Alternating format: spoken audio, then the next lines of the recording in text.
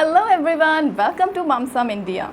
For future updates, subscribe my channel, hit the bell icon, like and share my videos with your family and friends. जैसे ही rainy season आता है, rain rain go away, come again another day, little babies want to play, rain rain go away.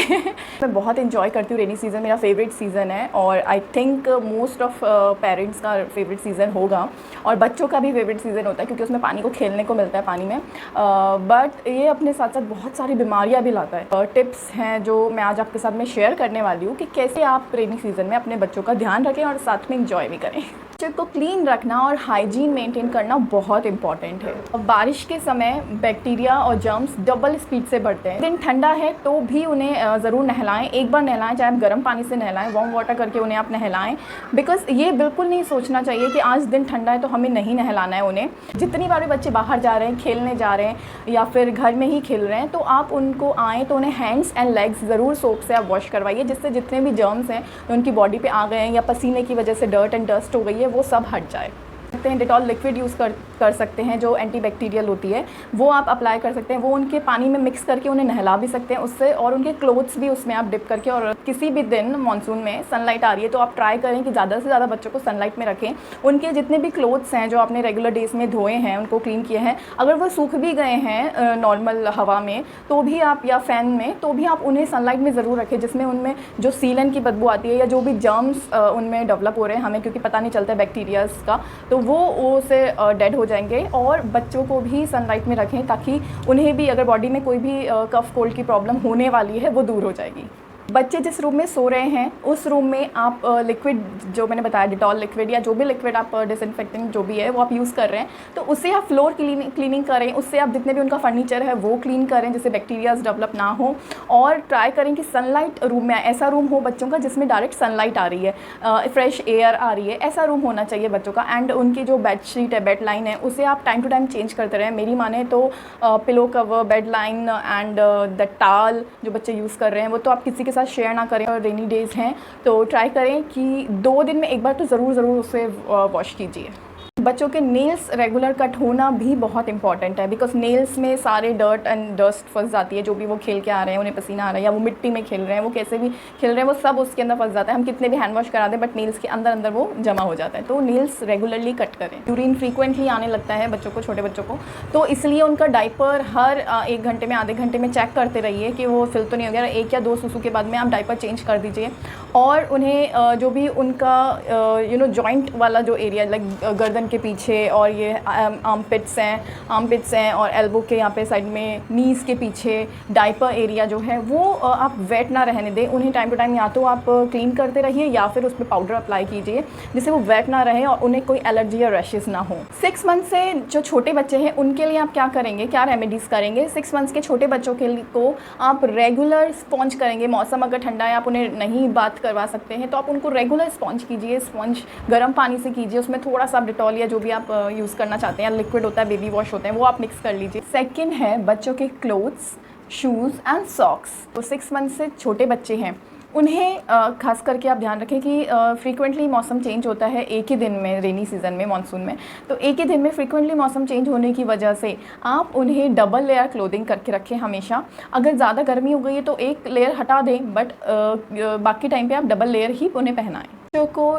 Dry clothes पहनाएं, cotton clothes पहनाएं। कोशिश करें कि sun dry clothes हो, या फिर अगर वो नहीं सूख रहे हैं तो आप आयरन उसके ऊपर कर सकते हैं। आप ये ध्यान रखें कि यार आपके अगर पैर गीले होंगे, आप अगर गीले होंगे और आप बच्चों को फीडिंग करवाएंगे तो वो उसके ऊपर उनका असर पड़ेगा, उन्हें कफ कोल्ड हो सकता है, उन्हें इन्फेक्शन हो सकता है। तो मदर्स खासकर अपना ध्यान रखें जो ब्रेस्ट फीडिंग करवा रही हैं। उनके बच्चे बड़े हैं, 6 मंथ से बड़े हैं, वो अगर खेलते हैं, इधर उधर भागते हैं, चीज़ें टच करते हैं, क्लोथ्स उनके गंदे हो जाते हैं, क्योंकि बच्चों की आदत होती है वो कहीं पे भी लेट जाते हैं, सो जाते हैं और खेलने लगते हैं, तो उनके क्लोथ्स गंदे हो जाते हैं। आउटर जो लेयर होती है वो क्लोथ्स की होती है, तो वो गंदे हो जाते हैं। तो आप उन्हें 2 to 3 times a day change कीजिए मानसून्स में। एक्चुअली नाइट में सोने से पहले क्लोथ्स चेंज करना बच्चों के ना भूलें, वो उन्हें चेंज करके ही सुलाएँ और डबल लेयर पे ही सुलाएँ। AC का टेम्परेचर चेक कर लें, 24 to 26 डिग्री टेम्परेचर पे ही होना चाहिए उनके, बार बार में आप हाथ चेक करती रहिए, पैर चेक करते रहिए कि अगर वो ठंडे तो नहीं है। अगर ठंड है तो उन्हें आप कुछ भी रैप कर सकते हैं, कॉटन का कोई सा भी, तो वो वैसे। और शूज़ और सॉक्स की बात है कि आप ट्राई करें कि इस टाइम पे अगर आपका बच्चा चल सकता है, चलने वाली स्टेज पे है, तो आप उन्हें शूज़ जो कपड़े के होते हैं वो आप ना पहनाएं, सॉक्स ना पहनाएं। उन्हें ट्राई करें कि फ्लिप फ्लॉप पहनाएं या फिर रबर के जो शूज़ आते हैं या सैंडल्स आते हैं बच्चों के, आप वही यूज़ करें, वही पहनाएं बारिश के दिनों में, जिससे वो जल्दी से सूख भी जाएंगे और बच्चों को कोई फंगल इन्फेक्शन भी नहीं होगा पैरों में।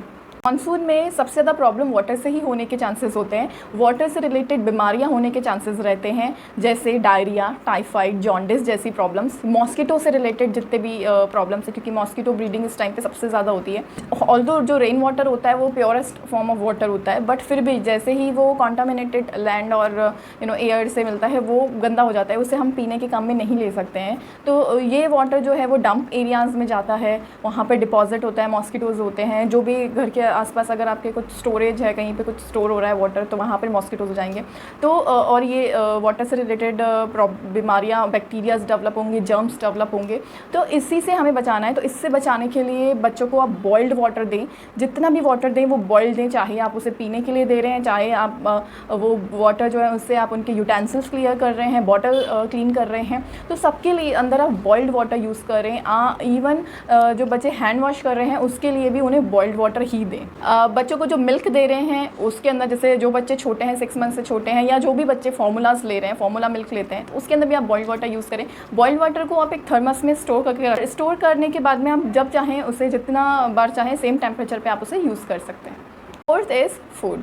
अगर आपका बच्चा 6 महीने से छोटा है तो वो मदर मिल्क पे डिपेंड है या फिर फार्मूला मिल्क पे, तो वो आप उसे फ्रीक्वेंटली दीजिए और फ्रेश दीजिए। 1 घंटे देने की कोशिश कीजिए। 1 घंटे अगर आप फार्मूला मिल्क बना रहे हैं तो आपको बहुत अच्छे से पता होगा कि 1 आवर के अंदर उसे बनाने के बाद में बच्चे को पिलाना होता है। तो ट्राई कीजिए वो जिस टाइम पे आप बनाएं वो उसी टाइम पे उसे पी ले। और जो बच्चे सॉलिड्स पे हैं, 6 मंथ से प्लस हैं, और जो बच्चे सॉलिड्स पे हैं उन्हें आप हमेशा फ्रेश फूड ही दीजिए, फ्रेश बनाइए, फ्रेश दीजिए। ट्राई करना चाहिए कि जिस टाइम पे बच्चा खाना खा रहा है या फिर जिस टाइम पे खाना बन रहा है वो उसी टाइम पे उस खाने को खा लें। घर का खाना देना सबसे बेस्ट है मानसून्स में। बाहर का snacks, fast food, junk food, ये सब कुछ अवॉइड करना चाहिए। इवन रैप पैक जितने भी फूड हैं, जैसे बिस्किट्स हैं, चिप्स हैं, नमकीन है, ये सब कुछ अवॉइड करना चाहिए बच्चे को देने के लिए, क्योंकि हमें पता नहीं होता हमें किस चीज़ से बच्चे को एलर्जी हो सकती है, किस चीज़ से उसे इन्फेक्शन हो सकता है। तो ज़्यादा से ज़्यादा ट्राई करें कि घर का सादा सिंपल बना हुआ खाना दें उन्हें, बाहर का चटपटा खाना ना दें। वो आप मानसून के बाद दे सकते हैं। अगर बच्चा उस टाइम पे खाना नहीं खा रहा है तो उसे आप खुद चेक करिए, उसे आप टेस्ट करिए कि उसका टेस्ट चेंज तो नहीं हो गया है या उसमें स्मेल तो नहीं आ रही, क्योंकि बारिश के मौसम में बहुत जल्दी खाना ख़राब हो जाता है अगर वो बाहर रखा है तो। और अगर बच्चा छोटा है तो अवॉइड कीजिए माइक्रोवेव में गर्म किया हुआ फूड। माइक्रोवेव और फ्रिज दोनों का अवॉइड कीजिए। ऐसा ट्राई कीजिए कि आपको पैक करके रखना ही ना पड़े, और अगर रखना भी पड़ रहा है तो आप एयर टाइट कंटेनर यूज़ कीजिए। और वो भी ट्राई कीजिए कि स्टेरलाइज जो ग्लास कंटेनर्स होते हैं वो आप यूज़ करें, उन्हें आप स्टेरलाइज करके कूल कर लीजिए और देन उसमें खाना रख के आप फ्रिज में उसे रखिए। ये चीज़ें आप ट्राई कर सकते हैं, बट मेरी पर्सनल जो एडवाइस है वो यही होगी कि फ़्रेश बनाइए और फ्रेश दीजिए। बच्चों को जो खाना है, खाने के साथ साथ फ्रूट्स एंड वेजिटेबल्स भी इम्पॉर्टेंट है। तो फ्रूट्स एंड वेजिटेबल्स आप जो सीज़नल होते हैं, जो सीज़नल हैं मानसून सीज़न के, वही आपको देना चाहिए। फ्रूट्स भी एंड वेजिटेबल ज़्यादा से ज़्यादा ट्राई यही करना चाहिए कि आप सीजनल फ्रूट्स वेजिटेबल्स ही उन्हें दें, और उन्हें बहुत अच्छे से साफ़ करके उन्हें दें। अच्छे से आप यूज़ कर सकते हैं, उसमें सॉल्ट पानी के अंदर डाल के उससे थोड़ी देर छोड़ सकते हैं। बेकिंग सोडा भी यूज़ करते हैं कुछ लोग, हल्दी भी कुछ लोग यूज़ करते हैं कि अगर हमने जैसे ही वॉश कर लिए हैं फ्रूट्स एंड वेजिटेबल्स, फिर उसको सॉल्ट वाटर में डाल के रख देंगे या बेकिंग सोडा में डाल के रख देंगे। और कुछ क्लिनजर्स भी आते हैं मार्केट में, जो फ्रूट्स एंड वेजिटेबल क्लिनजर्स होते हैं जो बैक्टीरिया अच्छे से किल कर देते हैं, तो वो भी यूज़ कर सकते हैं। मतलब मॉस्किटोज़ रेन के बाद में जो वाटर डिपॉजिट हो जाता है या ओवरफ्लो ड्रेनेज हो जाता है, उसकी वजह से मॉस्किटोज़ डेवलप हो जाते हैं और बैक्टीरियाज़ भी डेवलप हो जाते हैं। मॉस्किटोज़ गंदगी पे बैठते हैं और जब वो हमारे घरों में आते हैं तो वो इन्फेक्शन ही देते हैं। तो उनसे बचने के लिए आप डोर्स क्लोज़ रखिए, विंडोज़ को इवनिंग के टाइम पे क्लोज़ कर दीजिए। और जो रेप्लिकेंट्स हैं वो यूज़ कीजिए, स्प्रेज आते हैं रूम में लिक्विड, वो यूज़ कीजिए। ट्राई करने की कोशिश कीजिए कि अगर घर में आपके पास कप कैम्फूर है, वो आप उसे बर्न करके और उसकी एयर से आप नेचुरल मतलब एयर फ्रेशनर की तरह वो काम करेगा। और नीम लीव्स होती हैं वो आप यूज़ प्रिकॉशंस कर सकते हैं। उनके खाने में बच्चे जो 6 मंथ्स प्लस हैं उनके खाने के अंदर आप ऐड कीजिए जिंजर एंड ब्लैक पेपर। और नेक्स्ट आप कर सकते हैं कि उन्हें विटामिन सी रिच फ्रूट्स दीजिए, या वेजिटेबल्स में विटामिन जैसे लेमन है विटामिन सी है, तो वो आप वेजिटेबल्स जो भी वो सब्ज़ी वगैरह खा रहे हैं वो आप उसमें उसको स्क्वीज़ कर दीजिए, तो वो आप उन्हें दे सकते हैं। और के लिए प्रोटीन रिच फूड देना चाहिए। हल्दी का दूध रात को सोने से पहले देना चाहिए। आप कभी कभी उन्हें हनी भी खिला सकते हैं। इन सारी चीज़ों से, ये होम रेमेडीज़ हैं, इन सारी चीज़ों से उनका इम्यूनिटी बूस्ट होगा। और एक वैक्सीनेशन भी बच्चों का होता है इन्फ्लुएंज़ा करके, तो वो फ्लू से बच्चों को बचाता है। ये वैक्सीनेशन बच्चों के फर्स्ट ईयर शुरू के 6 मंथ्स में लगता है, फिर एक 6 मंथ्स में लगता है, ऐसा करके 1 ईयर में लगता है 2 बार। बच्चों की मसाज बहुत इंपॉर्टेंट है, तो रात को सोने से पहले अगर आपको लग रहा है कि बच्चे को कफ हो रहा है, कंजेक्शन हो रहा है या नाक बंद हो रही है, तो उन्हें हॉट ऑयल मसाज ज़रूर दें। जनरल आप कोई से भी ऑयल से दे सकते हो, और रेगुलर मसाज भी देना कोई बुरा नहीं है। अगर बच्चे को सोने से पहले आप मसाज करवा के, नहलाने से पहले मसाज करें, फिर नहला के आप बच्चों को सुला दें। और नहीं तो सोने से पहले अगर कंजेक्शन या कोई भी आपको प्रॉब्लम लग रही है तो हॉट ऑयल मसाज उन्हें ज़रूर दें, लाइक मस्टर्ड ऑयल मसाज।